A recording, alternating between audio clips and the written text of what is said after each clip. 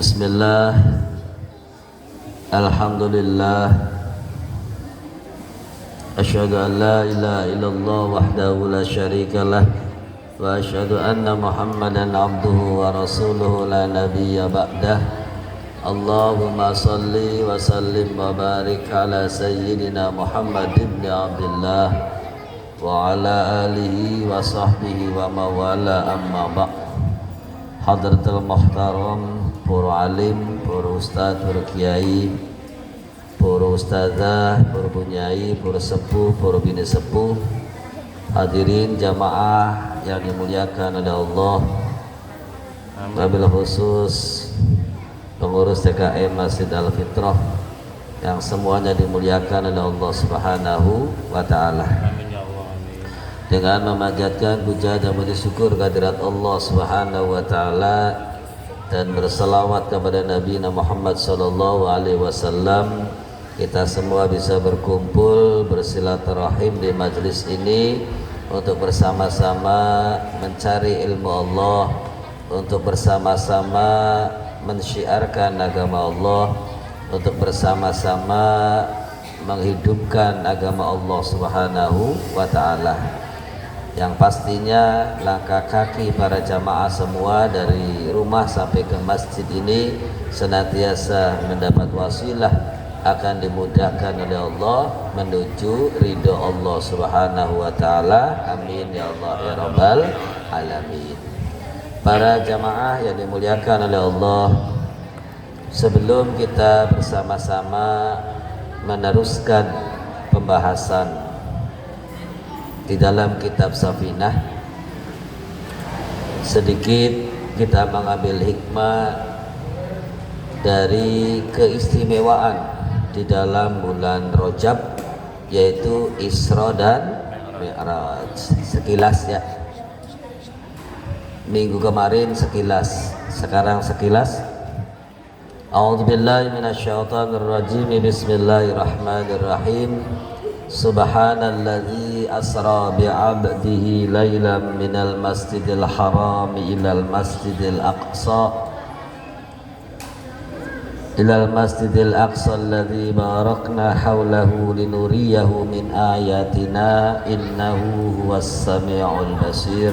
Sadaqallahul azim.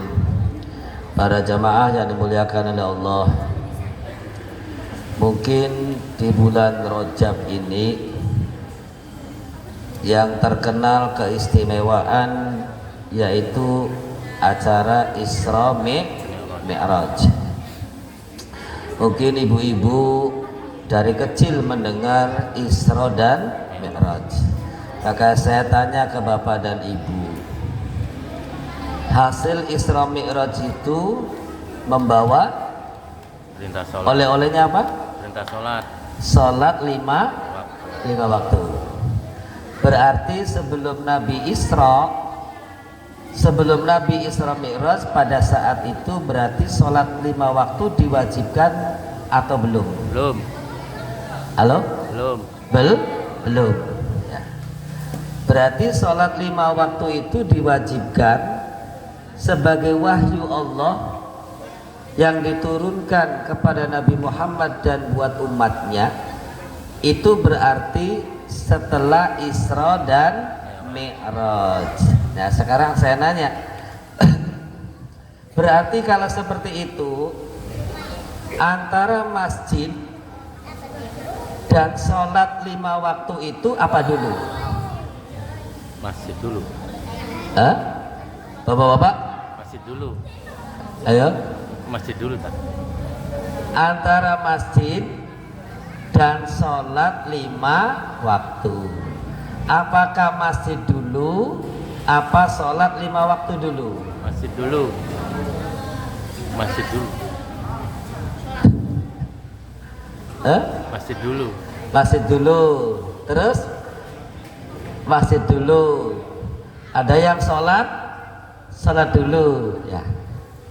Sekarang sama-sama kita belajar ya. Dalam ayat Allah, Subhanalladzi asra bi'abdihi laylam minal masjidil haram ilal masjidil aqsa. Makanya bapak dan ibu tatkala ditanya seperti itu, bapak ibu balik nanya.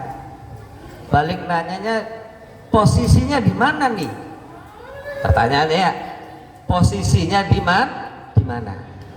Sebab kalau di Mekah berarti masjid dulu. Karena tatkala Nabi diisrakan oleh Allah, perjalanan Isra itu minal Masjidil Haram ilal Masjidil Aqsa. Dari Masjidil Haram sampai ke Masjidil Aqsa, naik ke Sidratil Muntaha, bertemu dengan zat Allah, terjadi dialog antara Allah dan Nabi Muhammad dengan kalimat at-tahiyyatul mubarakatus sholawatut thayyibatulillah assalamu alaika ayyuhan nabiyyu wa rahmatullahi wa barakatuh. Itu dialog antara Allah dan Nabi Muhammad. Lalu Nabi Muhammad protes pada Allah, apakah yang dikasih salam dan keberkahan itu cuma saya saja? Umat saya bagaimana? Lalu Allah menambahkan, assalamu alaina wa ala ibadillahis sholihin. Bukan hanya Nabi saja yang mendapatkan keselamatan dan keberkahan dari Allah, tapi hamba Allah yang senantiasa soleh akan mendapatkan keselamatan dan keberkahan dari Allah Subhanahu wa ta'ala. Kemudian turun membawa oleh-oleh sholat 5 waktu. Berarti sholat 5 waktu di Mekah berarti masjid dulu, karena minal masjidil haram ilal masjidil aqsa. Nah, itu kalau di Mekah. Tapi kalau di Cirebon, di Indonesia ada suatu daerah kosong. Lalu ada orang Surabaya beli tanah di situ, orang Sumatera beli tanah di situ, orang Cirebon beli tanah di situ, kumpul jadi perumahan atau pemukiman. Orang yang datang di tanah tersebut posisinya muslim, berarti dia sudah sholat. Waduh, sholatnya jauh. Ya sudah, patungan saja, bikin masjid. Paham? Berarti masjid dulu atau sholat dulu di daerah tersebut? Sholat dulu. Paham gak kira-kira? Ya contoh Masjid Al-Fitro. Apakah ada Masjid Al-Fitro dulu atau orang dulu? Orang dulu kan? Ada seorang muslim, kemudian saking banyaknya daerah, sholatnya jauh, sehingga ada yang mewakafkan atau patungan sehingga membangun masjid. Posisi membangun masjid itu orang yang membangunnya sudah sholat 5 waktu. Berarti sholat dulu tak masjid dulu di daerah tersebut? Sholat dulu baru masjid.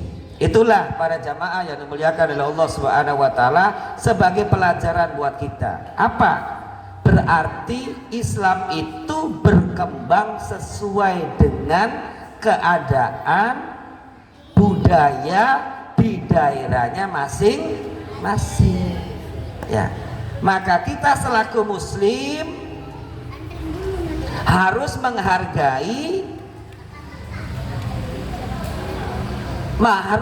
selaku muslim kita harus bisa menghargai orang-orang tua kita zaman dulu. Kalau yang jadi ustadz, yang jadi kiai, yang jadi mubaligh, yang jadi ibu nyai, ya harus menghargai para kiai zaman dulu. Kenapa? Karena zaman dulu tatkala dakwah, pak kiainya, ulamanya cari orang. Paham gak Bapak Ibu? Cari orang.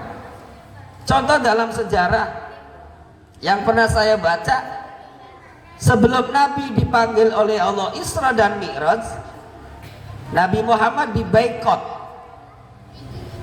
Saat itu Bani Hasyim tidak boleh dimatikan saat itu. Bani Hasyim tidak boleh menjual produk dan Bani Hasyim tidak bisa membeli produk dari Bani yang lainnya selama 3 tahun. Diboikot. Di sela-sela diboikot, kepailitan, maka pamannya meninggal. Setelah pamannya meninggal, istrinya meninggal. Terus datang ke kaum Taif mengumpulkan dakwah. Berarti mencari jamaah. Kalau ustadz zaman sekarang mencari jamaah tidak? Tidak, kali duduk sih. Ya kan? Jamaah sudah disiapkan, fasilitas sudah ada. Oleh karena itu apa? Beda dengan zaman dulu. Kalau zaman dulu ulama seperti Kanjeng Nabi dan para sahabat, ulama mencari jamaah, mengumpulkan. Maka dalam sejarah Sunan Kalijaga dengan wayang itu berarti suatu sejarah. Maka para kiai, para ulama, para ustadz yang zaman sekarang nih, ya tolong hargai orang-orang zaman dulu. Makanya orang zaman dulu bilang sembah yang menyembah kepada yang maha kuasa. Karena boro-boro diajarin Quran, boro-boro diajarin hadis. Yang penting ibadah kepada Gusti Allah saja sudah bagus. Oleh karena itu para jamaah yang dimuliakan oleh Allah Subhanahu wa taala, jadi kembali berarti Isra Mi'raj itu mendapatkan suatu barokah, berkat, yaitu sholat 5 waktu. Sholat 5 waktu berarti sholat dulu tak masjid dulu, tergantung daerahnya masing-masing. Paham Bapak? Nah, Ibu paham? Alhamdulillah, cerdas ya. Para jamaah yang dimuliakan oleh Allah Subhanahu wa taala, kita kembali kepada rutin. Karena bulan Rajab diselingi Rajab supaya dapat barokah bulan Rajab ya. Sekarang kembali ke pembahasan rutin. Sekarang faslun al-mughalladatu. Pasal atau bab yang menjelaskan tentang najis mughalladah. Al-mughalladatu utawi najis mughalladah ay najasu syiddul fil hukmi, yaitu najis yang hukumnya berat secara hukum. Ikutat huru bisa suci opo najis mughalladah bisa ba'i ghasalatin kelawan pitung wasuhan. Ahaduha ba'da izalati ainiya sa'wise ngilangaken aine najis mughalladah. Ihdahunna utawi salah sawijine pitu iku biturabin dicampuri debu. Para jamaah yang dimuliakan oleh Allah Subhanahu wa taala, berarti ketika najis mughalladah ada ainiyah, ada hukmiyah. Kalau ainiyah berarti ada bentuknya. Contoh, kotorannya anjing atau kotorannya babi, atau kotoran keturunan dari anjing dan babi. Bluk. Berarti ada bentuknya enggak? Ya. Ada. Ainiyah, bentuknya ada. Berarti caranya hilangkan dulu bentuknya. Hilangkan. Pakai jarit atau pakai apa? Dibuang. Terus dibuang. Setelah dibuang terus digosok. Kira-kira aromanya hilang. Sudah selesai, bentuknya sudah nggak ada. Berarti tinggal hukmiyah, tinggal secara hukum. Dibanjur 7 kali, salah satunya dicampur dengan debu. Nah, itu. Para jamaah yang dimuliakan oleh Allah Subhanahu wa taala, di sini disebutkan wa hadza muwafiqul lima qalahu Ibnu Hajar fi Minhajil Qawim wa Sayyid murghani fi miftahu fala mubtadi min haitsu fal ibrar. Ini keterangan ini diceritakan oleh Ibnu Hajar dalam kitab Minhajul Qawim. Berarti kitab Safina juga mengadopsi dari kitab yang lain. Minhajul Qawim berarti fikih yang sekakaknya Safinatun Najah. Minhajul Qawim itu dulu saya muda diaji oleh almarhum al-maghfurlah Kang Ayibmu kalau hari Minggu jam 9 sampai setengah 12 ya. Lagi muda saya ngaji. Tafsirnya tafsir Jalalain, hadisnya Riyadus Shalihin, fikihnya Sarah Minhajul Qawim. Dari jam 9 sampai jam setengah 12 membaca 3 kitab. Tafsirnya tafsir Jalalain, hadisnya Riyadus Shalihin, fikihnya Minhajul Qawim. Oleh karena itu yang disampaikan pertanyaan minggu kemarin, apakah dengan kemajuan zaman apakah bisa diganti dengan deterjen yang lain ya, apakah kasih blau kasih apa, tapi kata Ibnu Hajar di dalam kitab Minhajul Qawim itu tidak bisa dirubah. Najis mughalladhah, cara mensucikannya hilangkan dulu bentuknya. Kalau tidak ada bentuknya berarti langsung dibanjur 7 kali banjuran, salah satu dari 7 itu dicampuri debu. Setelah selesai baru pakai sabun, pakai rinso, silakan, itu sudah bebas. Karena setiap yang bersih belum tentu suci ya, bersih belum tentu suci. Kalau suci ya sudah pasti bersih. Nah, itu para jamaah yang dimuliakan oleh Allah Subhanahu wa taala. Itu cara mensucikan najis mughalladhah. Sekarang wal mukhaffafatu, cara membersihkan mensucikan najis mukhaffafah. Wal mukhaffafatu tawi najis mukhaffafah ikutat huru bisa suci apa najis mukhaffafah birasil ma'i alaiha ma'al ghalabati wa izalatu ainiyah. Cara membersihkan najis mukhaffafah, najis yang ringan, yaitu kencingnya anak laki-laki yang usianya kurang dari 2 tahun, belum makan dan minum sesuatu kecuali susu ibu ya, susu ibu. Biasanya zaman dulu sebelum musim pempes, sebelum apa Bu?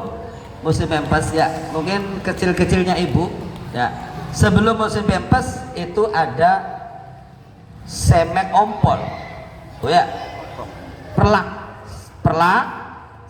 setelah perlak terus dikasih semek. Nah, itu makanya apa, kalau punya anak kecil pasti jemurannya banyak, ngompol cari lagi. Ini berarti kalau bayi itu, bayi laki-laki kurang dari 2 tahun hanya makan dan minum kecuali susu ibu, berarti ditarik langsung banjur saja, diperas, selesai, itu suci karena najis mukhaffafah. Berarti najis mukhaffafah kalau di sini birasil ma'i, dengan mencipratkan air, cret. Nah, tapi yang afdol ambil barangnya, pasti ini bahan ya, pasti bahan. Ambil terus goyur dari atas. Goyur dari atas terus diperes. Setelah mau dimasukkan ke mesin cuci, masukin nggak apa-apa, tapi sudah suci dulu. Jangan dijadikan satu. Para jamaah yang dimuliakan oleh Allah Subhanahu wa taala, itu najis mukhaffafah. Kemudian wal mutawassitatu, sekarang najis mutawassithah, najis yang hukumnya sedang, tidak terlalu berat dan tidak terlalu ringan. Para jamaah yang dimuliakan oleh Allah Subhanahu wa taala, najis mutawassithah itu langkah yang pertama yang bangsa ain, ada bentuknya dihilangkan dulu. Seperti contoh di sini di pelataran masjid ada tai kotok, ya. Kotorannya ayam tren. Nah, tapi saya mau pergi, nggak sempat untuk membersihkan najis tersebut, maka dibuletin, bulet, nah, supaya ini najis, dibuletin. Setelah dibuletin, lalu cara mensucikan, hilangkan dulu bentuknya, ambil sesuatu cerowok, buang, lah seperti ini najis. Setelah tidak ada bentuknya, dicium, oh bau, ya ambil daun atau apa, digosok supaya baunya itu jadi rubah, bukan bau kotoran. Setelah bentuk sudah nggak ada, warna sudah nggak ada, bau sudah nggak ada, tinggal dibanjur, itu berarti sudah suci. Nah, para jamaah yang dimuliakan oleh Allah Subhanahu wa taala. Jadi jangan sampai bentuknya masih ada lalu dibanjur berat najis semua. Tuh ya, para jamaah yang dimuliakan oleh Allah Subhanahu wa taala, itu najis yang bangsa hukum dan najis bangsa ainiyah. Para jamaah yang dimuliakan oleh Allah Subhanahu wa taala, itu bab yang menerangkan cara mensucikan najis mughalladah dan cara mensucikan najis mukhafafah dan cara mensucikan najis mutawassithah. Barangkali itu saja dulu yang disampaikan. Ada pertanyaan bebas, mangga.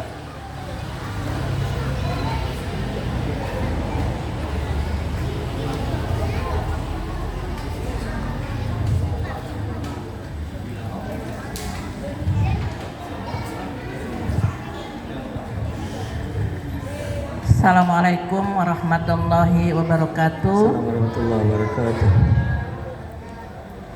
Pak Ustadz, mau bertanya di luar tema? Ya. Boleh? Boleh. Mau bertanya Pak Ustadz, apa perbedaannya sholat sunnah mu'akkad dan sholat sunnah ghairu mu'akkad? Ghairu mu'akkad ya. Mu'akkad apa mu'akkad ya? Mu'akkad ya. Sholat sunnah mu'akkad dan sholat sunnah ghairu mu'akkad. Kapan dilaksanakannya?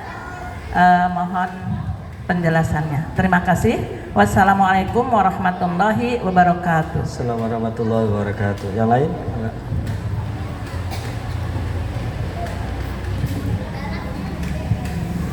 Assalamualaikum warahmatullahi wabarakatuh. Assalamualaikum warahmatullahi wabarakatuh. Bertanya sedikit Pak, cara menghilangkan najis itu Pak, apakah ada bacaannya?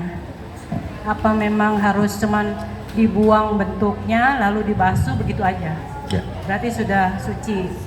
Nah yang kedua tuh, saya mau bertanya, apakah punten ya Pak, anjing itu termasuk sebagai muslim gitu Pak, tidak boleh melihara anjing gitu tuh Pak? Ya. Nah, apakah air liurnya itu termasuk najis atau bagaimana Pak? Itu aja Pak. Ya. Assalamualaikum warahmatullahi wabarakatuh. Assalamualaikum warahmatullahi wabarakatuh. Para jamaah yang dimuliakan oleh Allah Subhanahu wa taala, dari ibu-ibu ya, dari bapak-bapak. Kalau bapak-bapak itu mengalah ya, mengalah. Ibu-ibu dulu ya. Pertanyaan pertama dan kedua. Karena pertanyaan yang pertama agak banyak, jadi yang dijawab yang kedua dulu. Ada dulu. Adakah bacaan untuk mensucikan? Tidak ada. Tidak ada. Karena itu cara untuk mensucikan sesuatu yang terkena najis, gitu ya. Jadi tidak ada bacaan khusus. Pokok refleks biasanya bismillah ya bismillah, kan seperti itu ya. Tapi tidak ada bacaan khusus untuk mensucikan najis. Yang kedua, anjing itu sesuatu yang bukan hina, tapi itu adalah makhluk Allah. Dalam satu kisah, Ashabul Kahfi masuk surga bersamaan anjingnya, kan seperti itu. Dan dalam satu kisah di dalam kitab Durratun Nasihin, ada seorang perempuan yang masuk surga gara-gara nolong karena anjing kehausan. Berarti kan bukan tidak baik. Anjing adalah makhluknya Allah. Cuman kita harus punya ilmunya. Berarti yang termasuk najis di anjing atau babi, yang pertama yaitu kotoran depan belakang. Ya, itu satu. Yang kedua, air liur tadi bagus. Nah, bagus itu najis. Bulunya kalau keduanya kering tidak najis. Dianya kering, sayanya kering. Tapi kalau salah satunya basah, itu berarti najis. Nah, seperti itu ya. Para jamaah yang dimuliakan oleh Allah Subhanahu wa taala, itu cara atau sesuatu yang termasuk najis. Makanya ada satu kisah bahwa anjing adalah bukan hewan yang tidak mulia, sama hewan ciptaan Allah. Maka tetap kita mau memelihara anjing, mangga. Yang penting tahu ilmunya, supaya apa? Kita beribadah tidak terhalangi oleh sesuatu yang najis. Paham Ibu? Alhamdulillah. Berarti selesai. Nah, sekarang sholat sunnah. Sholat sunnah itu ada sholat sunnah rawatib, ya. Sholat sunnah rawatib itu hukumnya sunnatun muakkadatun. Sunnah muakkad itu sunnah yang mendekati wajib. Sebenarnya mau wajib, cuman Nabi kasihan kepada umat. Tapi kalau sunnah yang tidak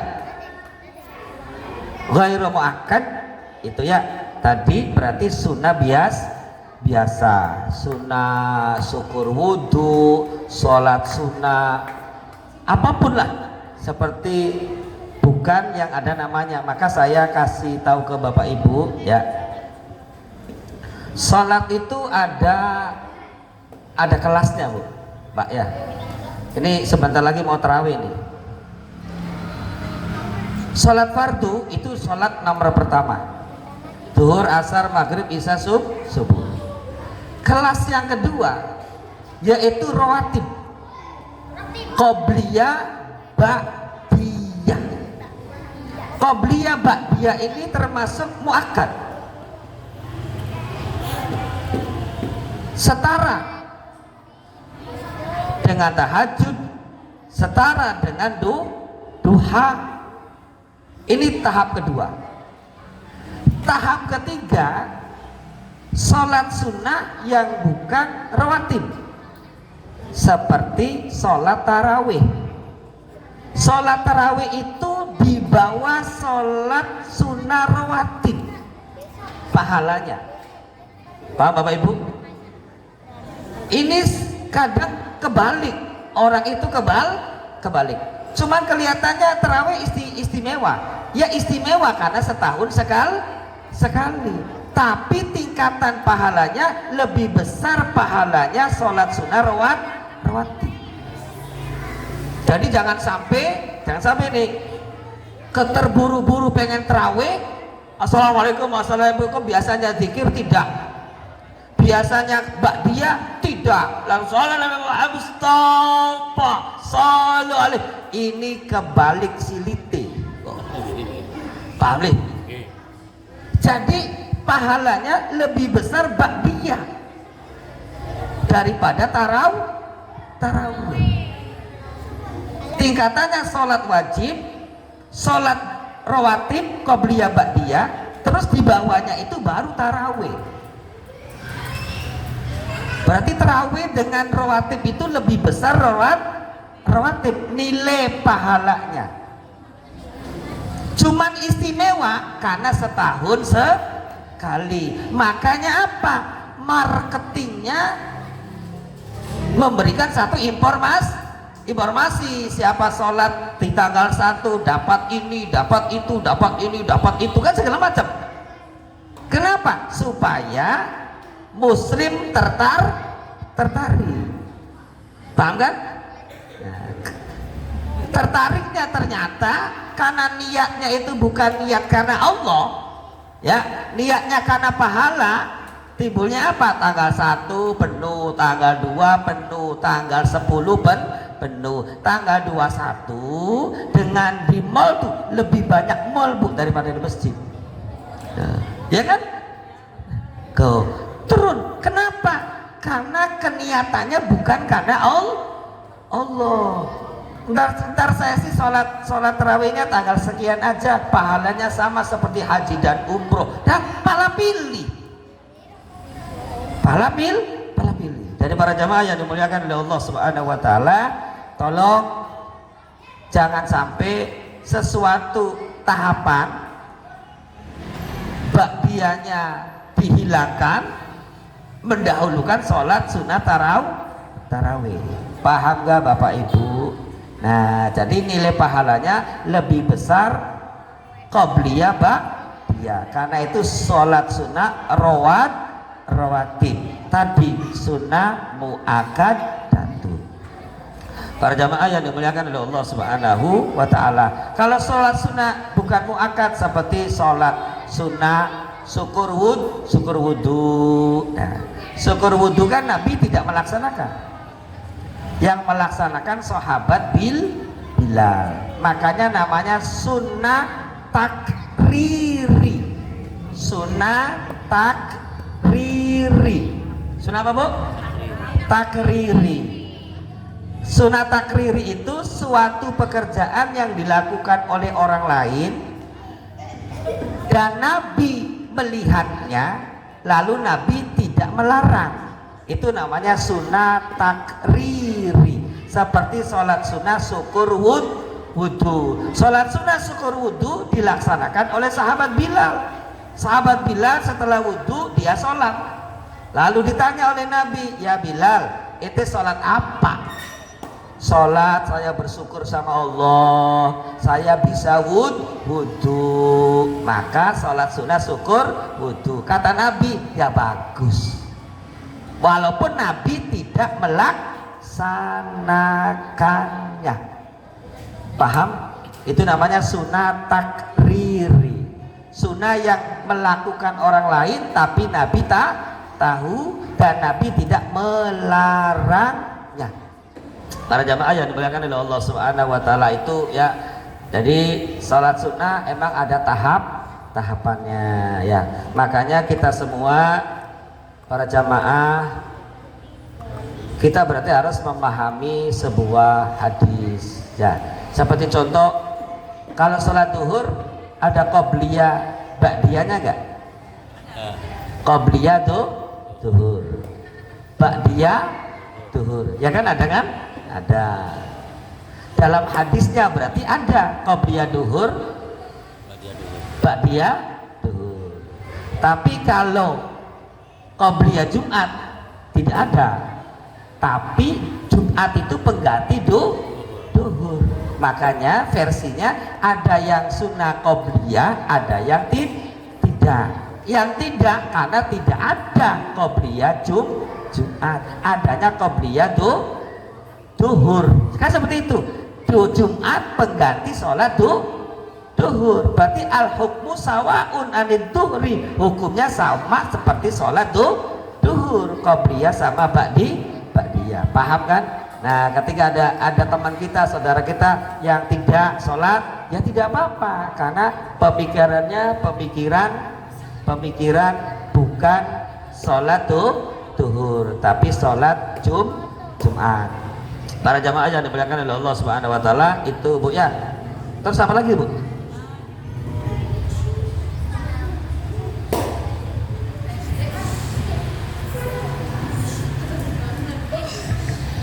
Pak Ustadz, apakah sholat maghrib ada sholat qobliyahnya? Maghrib mungkin itu saja ya. Jadi pertanyaan tadi udah selesai Bu ya? Udah selesai. Para jamaah yang dimuliakan Allah Subhanahu wa taala. Nah, dalam hadis qabliyah, ba'diyah, duhur. Qabliyah asar. Ba'diyah maghrib. Qabliyah, ba'diyah isya. Kemudian qabliyah subuh. Ba'diyah asar tidak ada. Ya, ba'diyah asar tidak ada. Ini supaya bapak-bapak semuanya, ibu-ibu semua, karena ada hadis wa yahrumu sholat ba'da sholatil asri, diharamkan sholat setelah sholat asar bila sababin, kalau tidak ada sebab. Nah, ini di masyarakat sering terjadi seperti ini, sering terjadi ya. Ada orang meninggal dunia belak meninggal ya. Lalu jamaah sudah sholat asar, lalu jenazah itu mau sholatkan. Saat itu ada yang menyampaikan tidak boleh sholat karena wayahrumu sholat ba'da sholatil asri, tidak ada sholat sebelum sholat setelah sholat asar. Itu tidak lanjut kalimatnya ada lanjutannya, bila sababin au dzati sababin, kecuali yang punya sebab. Berarti kenapa sholat? Karena ada orang mati, kita menyolatkan jenazah. Berarti sholat kita itu setelah sholat asar ada suatu sebab. Paham Bapak Ibu ya? Maka ada di kitab Kifayatul Akhyar seperti ini ya. Ada kata orang meninggal jam 2 siang, diurus segala macam, masuk waktu asar, Allahu Akbar asar. Sedangkan jenazah ada di masjid. Sholat apa dulu? Asar dulu. Apa sholat asar dulu? Apa sholat jenazah dulu? Asar dulu. Nah, sok. Halo Bu? Asar dulu. Asar dulu. Ya. Tapi Bapak Ibu yang dimuliakan oleh Allah, untuk menghilangkan keraguan hadis wa yahrumu sholat ba'da sholatil asri, maka dahulukan kifayah dulu. Setelah sholat kifayah selesai, lalu sholat asar. Kecuali waktu asarnya jam 3, jenazah mau disolatkan jam 4. Ini sudah jauh. Ini sih masuk waktu sholat asar jam 3, jenazah dibawa ke masjid. Untuk menghilangkan faham tidak ada sholat selain sholat setelah sholat asar, tidak boleh sholat selain sholat setelah sholat asar, maka menghilangkan faham itu, keraguan seperti itu, sholat jenazah dulu dilakukan. Setelah sholat jenazah selesai, lalu sholat asar. Itu ada di dalam kitab Kifayatul Akhyar. Ketika waktunya bersamaan, seperti itu. Maksudnya apa? Untuk menghilangkan, dan kita mengikuti hadis wa yahrumu sholat ba'da sholatil asri. Tidak boleh sholat setelah, tidak ada sholat lain setelah sholat asar, kecuali mempunyai sebab. Seperti ibu mau berangkat umroh jam 4, sudah sholat asar, lalu saya pengen sholat sunnah safar, itu berarti boleh. boleh, ada sebab. Setelah sholat asar selesai, lalu jam 4, jam setengah 5 sholat jenazah, itu boleh karena ada sebab. Seperti itu para jamaah yang dimuliakan Allah. Tapi kalau waktunya bersamaan waktu asar datang, jenazah ditaruh di masjid, maka sholat apa dulu yang dilakukan? Yaitu sholat jenazah dulu supaya menghilangkan keraguan tidak ada sholat setelah sholat asar. Seperti itu. Ada lagi Bu? Pak Ustadz, mohon maaf. Tadi yang ditanyakan tuh sholat ba'diyah maghrib, apakah ada apa tidak? Ya. Ba'diyah maghrib. Ya. Ya saya paham Bu ya. Cuma saya menjelaskan dari awal supaya paham. Ya. Asar menyambung dengan maghrib waktunya. Kenapa? Karena prosesnya terbenamnya matahari, proses terbenamnya matahari. Khawatir kita sholat setelah sholat asar sebelum sholat maghrib, berarti proses itu tenggelamnya matahari. Khawatir kita menyerupai orang yang menyembah matahari. Seperti itu. Kecuali mempunyai sebab. Seperti contoh syukur wudhu boleh, seperti contoh tahiyatul masjid. Itu kan berarti bukan qobliyah maghrib, tapi ada namanya sendiri. Paham ya kira? Nah, jadi kalau syukur wudhu boleh, sebab ada namanya syukur wudhu. Tahiyatul masjid boleh karena ada namanya sendiri. Ada suatu sebab. Kenapa saya sholat? Karena saya menghormati masjid. Kenapa kamu sholat? Setelah sholat asar nyambung ke maghrib. Kenapa sholat? Karena saya syukuran setelah wudhu. Paham kira-kira? Ya. Terima kasih. Ya, sama-sama. Para jamaah yang dimuliakan, alhamdulillahirabbil titit, berarti sudah selesai. Para jamaah yang dimuliakan oleh Allah Subhanahu wa taala, ini sebagai wawasan saja buat kita semua.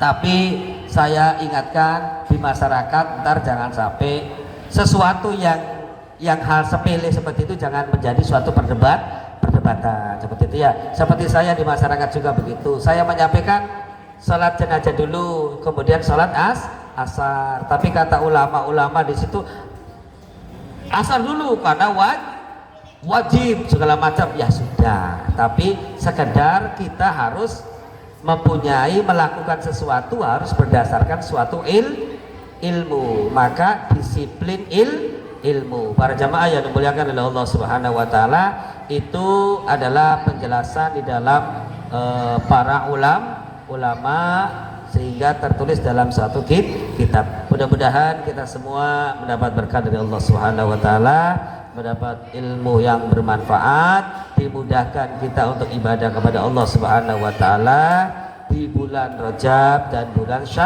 Sya'ban. Pertemukan kita dengan bulan suci Ramadan. Amin ya Allah ya rabbal alamin. Wabillahi taufiq wal hidayah. Wassalamualaikum warahmatullahi wabarakatuh. Waalaikumsalam warahmatullahi wabarakatuh.